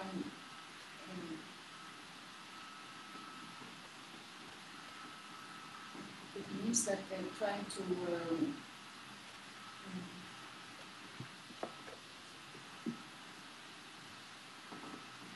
can I say it in Icelandic? Oh, sure. You know, it's the official language over there, isn't it? So, okay. See, look at it. Look how funny. You even asked me permission to speak Icelandic in Iceland. That's how, you know. You know, yes, from now on, Joanna, you can speak Icelandic in your country anytime. Tell everyone Oscar gave me permission, okay? Thank you so much. Okay, go ahead. Ég að þróast eða stækka. You say when you have finished, huh? Because I see your hands moving a lot, but I don't hear many words. But have you finished? Yes, I have finished. Yes. Do you think you have given a clear explanation in Icelandic, or no? Yes. Okay.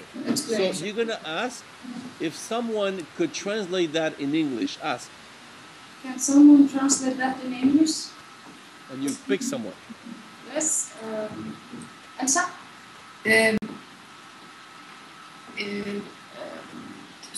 Searching to expand themselves then means to have an individual growth. To have an internal growth, yes? Individual growth. Individual growth, all right? Are you okay with that translation? Yes, no? Yes. Okay, tell Elsa she was good. Elsa, you were good. Thank you. All right? Now, to have internal growth, is it a sign, does it have something to do with being good or bad or no? No. No.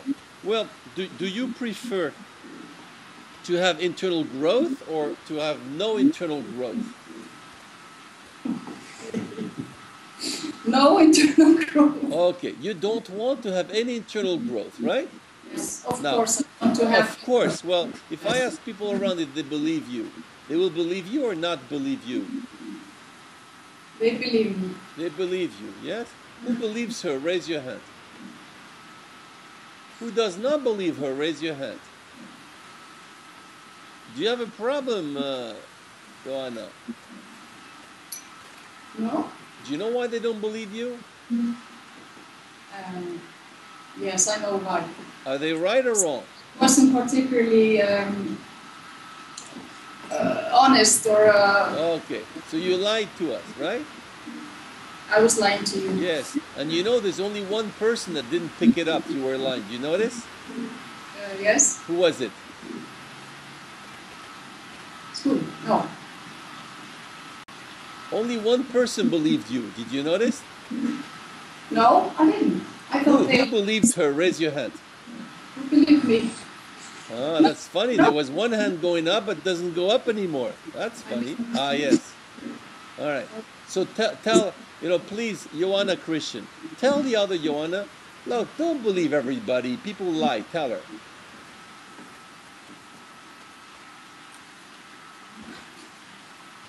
What?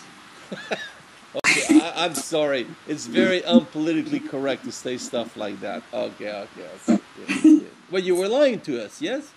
Yes, I was lying to you. And how do you call someone who believes people that lie?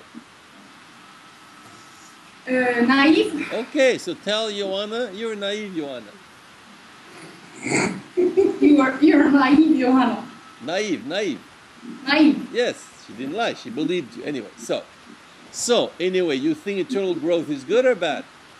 It's good. All right. So do you see the connection with being good? Yes, I can see it now. So now you think it backs the idea of being good? Yes, it does. All right. So you abandoned Skuli and you abandoned Brynhildur at the same time? Yes. Ah. So. If I have. Yes. Okay, tell both of them I give up on you guys. Yes. I give up. All right. Guys, and I'm not lying now. Yeah, but now they don't trust you anymore, you know? Once you lied, it's like a killer, Once he has killed, nobody wants to be with them anymore, Only once is enough, right? Unless you really love them, anyway. But, so, Brynhildur, let's go with you.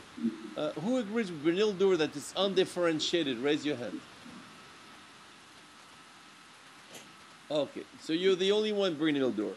Yes. Now, why do you say you said, that it can go either way? Now, in general, in the Icelandic codes, to search to expand yourself, does it mean inner growth, yes or no?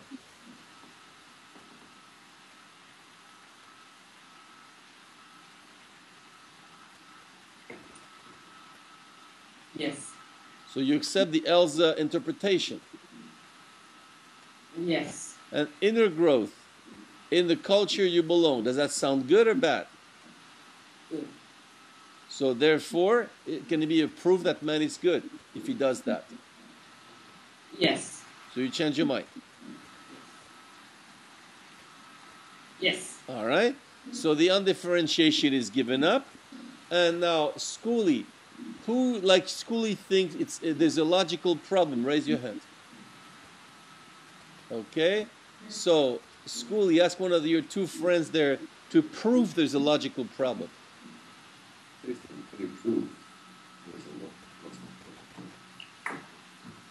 Yes, because searching to expand oneself does not imply the explanation that has been given of expanding oneself.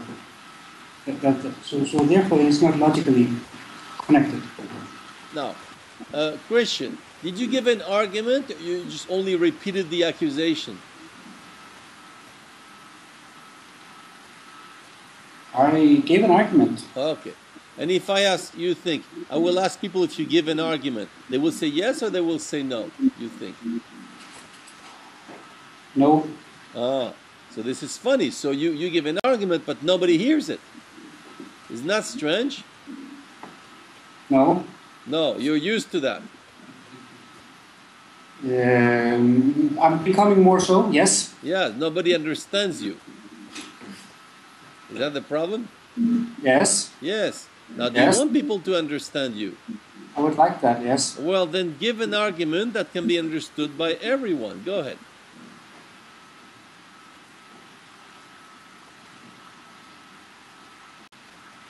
The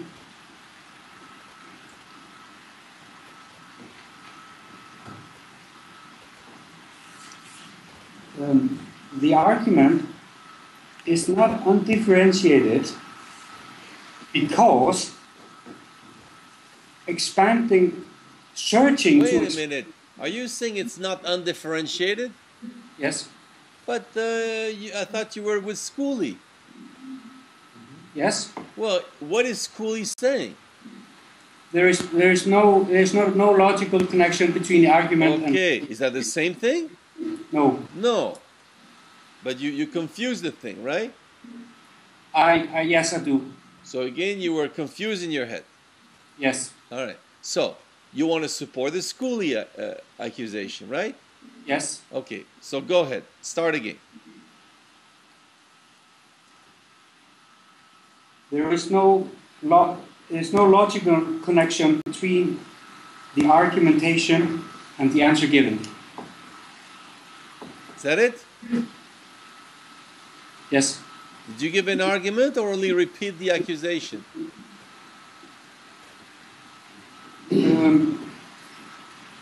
Because. No. Wait. First answer. I skipped the argument. Yes, I skipped the argument. So okay. No, I just want to know if there is an argument. So there was no argument so far. You agree? So far, yes. But you have one. Yes. Let's hear it. Because searching to expand oneself does not logically explain that you are good. Is that it? Yes. All right. Did you give an argument or only repeat the accusation, reformulate it? Reformulated. All right. So you still didn't give an argument. You agree? Yes. All right. But you see, what's interesting is to see it, right? That Yes. is difficult. There's no problem. But to see it, right? And you will see this very often. We will reformulate and repeat in different ways, but still not have an argument. So let's make a quick exercise, right? Look at the proof. Ask me, why do you say this is a square? Ask me. Why do you say this is a square? Because it is green. Now, you agree there's a logical problem? Yes. Prove it to me. Green doesn't tell anything about the form. Who can complete the proof to conceptualize the argument so it's clear? Who can finish the green business argument? Raise your hand. Ask someone to finish the argument, the proof. Please, can you finish the argument?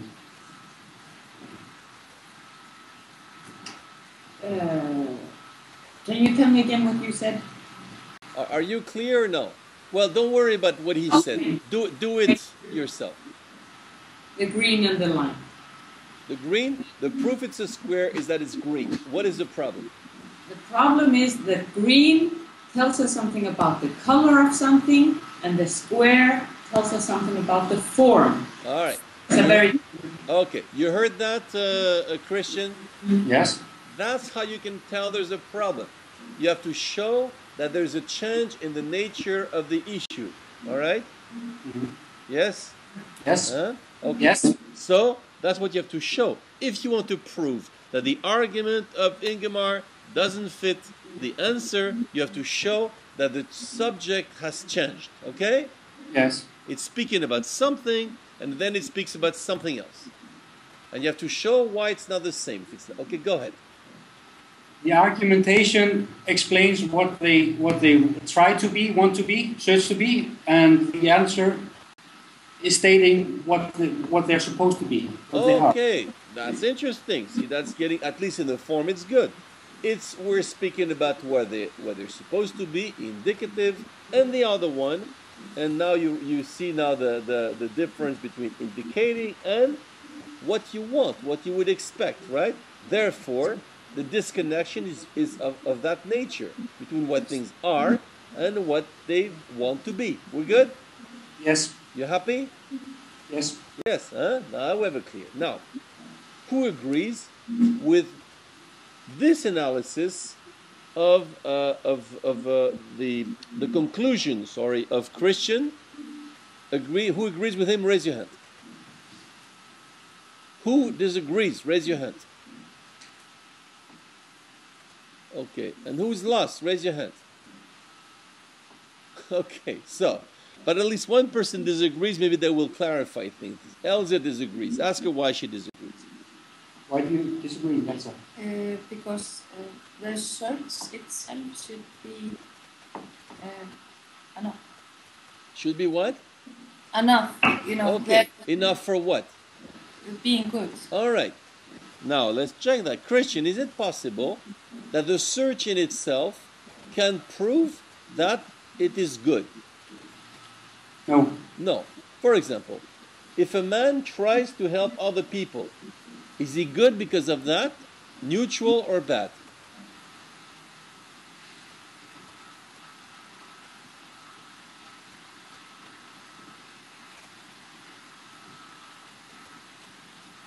No, it's good. Okay, so you change your mind.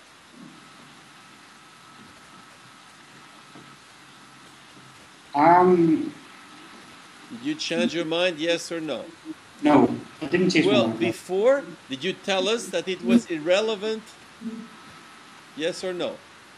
I said it was irrelevant. And now you say that to try is itself good. Do you notice that?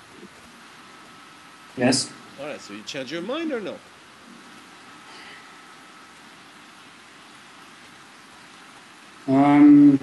Okay, I'll change my mind, yes. All right. It's not forbidden to change one's mind, but one has to know change it. And by the way, there's a very important ethical issue there between, for example, Kant and Sartre. Because Kant would claim the intention in itself, the good intention, right, would be something fundamental. But from Professor Sartre, no, existential standpoint, he says, is only what you have accomplished, the reality of what you have accomplished, right? So it's in ethics, it's a very big issue. Is the desire sufficient, the attitude, the state of your soul, or is it the reality of the actions, you see? So there's an interesting issue there. But finally, you admit with Elsa that there's a connection between this search and being good.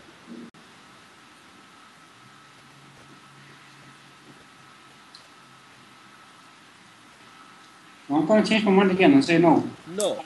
I don't agree with it. So the fact of searching to do something good is not good in itself.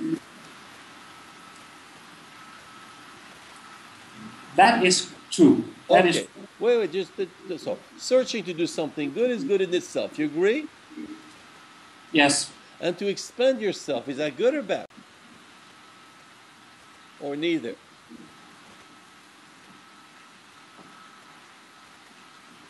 Neither. Neither. Do you remember Elsa's explanation? Say that to expand yourself means inner growth. Yes. You agree with that? No. No. Well, then what meaning does it have to expand yourself?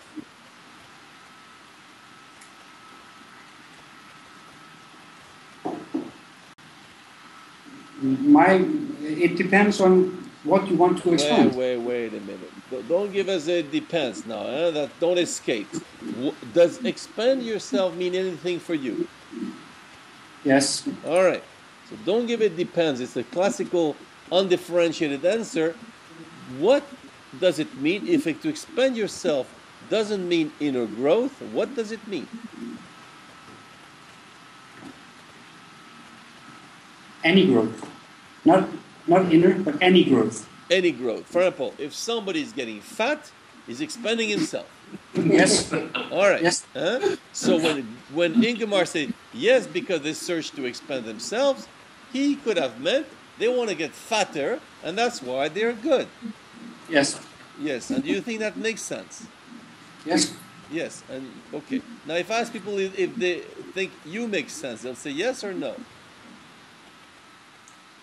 They will say no. All right. You surprised? No. Are you surprised? That's all. No, I'm not surprised. You're used to that. Yes. That people think what you say makes no sense. Yeah. Yes. And did you ever wonder why? Yes. And what was your best hypothesis?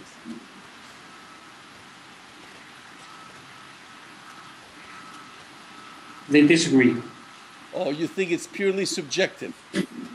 Yes. Everybody's got their opinion. Yes. Isn't that an easy way out? No. No. You realize that we're searching for truth together tonight? Yes. So if everybody's got their opinion, does this exercise make any sense?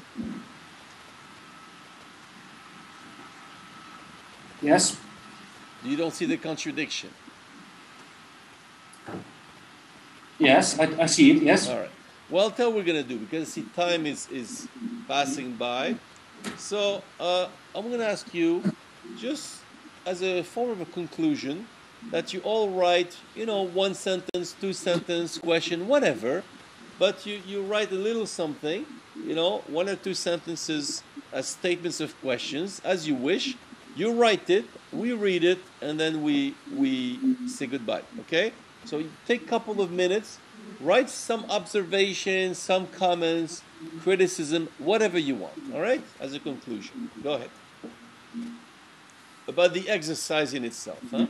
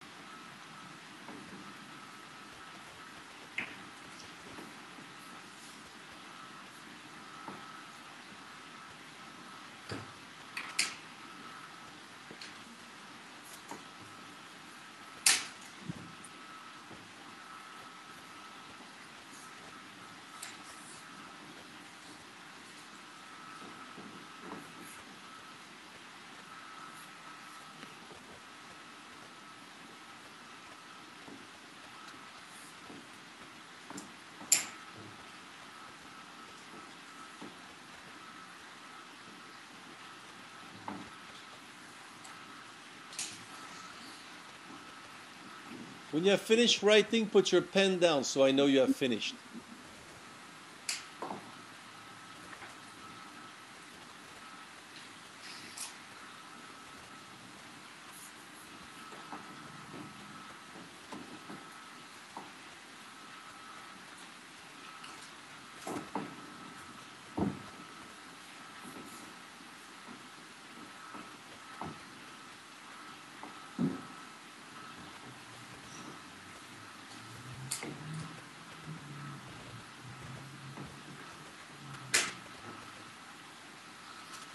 All right. So, who wants to start? Raise your hand. Okay, so Ole, why don't you start and we'll go clockwise after that. Go ahead. How can we be certain if something is correct? Okay, can you say it louder? How can we be certain if something is correct? Okay. And yeah, we go clockwise. I found the exercise to be good practice in thinking more clearly. If I want to do the same, I wonder if it's enough for me to remember these distinctions in different, not logical, and inner and external critique. Okay. A very good exercise, clarifying the importance of arguments and how bad arguments are used to control other people. Right? Yes. This exercise opened my eyes of the importance of being earnest and to have some courage and the importance of good arguments. Right. I wrote, concentrate one step at a time, value fact. All right. I wrote it in Icelandic, so I'm going to read it in Icelandic. I was quicker doing that so they can translate to you if they want to. Æfingin var krefjandi, áþjúbandi og lærdómsrík, skapandi og skemmtileg. All right. Can someone translate? I can read it again. The exercise was demanding. Demanding, yeah? Revealing, learn, educational, and creative and fun. Okay. Yes, and I wrote down to think too much. Is it possible to think too little? Is it possible to what? To? Think too little. Oh. To think the right amount. The importance of listening, the importance of relaxing or to be relaxed, and the importance of being there. All right. Yes? I wrote, be clear about what I think and how to express it. Okay. All right. Thanks a lot. One thing I want to answer is about Brynhildur. It's the main secret in all this is practice, huh? You know? I mean, you can pick up some theoretical insights like the one we saw, but there are others. With Isabel, we wrote a long piece, but it's in French about, but maybe one day Ingemar could translate it. But you have that piece on argumentation problem, don't you, Ingemar? Yes, I think so. Yes. So sometimes you can, maybe summarize it to your friends in Icelandic. But okay, so it's useful to have some insights, but the main thing is in the practice. See, the way we have worked on this argumentation problem is through the practice, examining all the mistakes we see very often, and that's how we came with the categorization of argumentation problems, you see. So practicing is really, for me, the best thing, to do this kind of exercises together in the classroom, whatever, But there's no other replacement than practice, because even if formally you know them, it's not like the practice, right? Okay, so I'm happy we could have this other workshop, and Ingemar, whenever you want to plan another workshop, well, just let us know, and if you want to do it, you can have it you guys together. But if you want somebody else, I think Isabel has done one with you guys as well. No? No, not yet. Okay, so next time maybe Isabel or somebody else can do it, so you see different styles. All right. There is a seminar at your place starting soon. Yes, right? We have a seminar starting this coming Monday. If somebody has nothing to do next week and wants to come, you're coming. All right. So you got a little foretaste, yes? Okay. You're not too scared now? Okay. And I think we have to what? Have to do it again, but at this hour. But I will be aware of the time difference. The time difference, yes. Okay. All right. So I will send it through. You send it. So after you can you'll receive the announcement. You can give the link to whoever you want, and they can download. So you can give it as well to some people. Maybe they could be interested or cannot come. Maybe they can be motivated for next time. You can mail the link to people. Okay. Anyone has this link can download the recording. All right. Okay. Thanks a lot. Have a nice weekend. Bye bye. Bye bye.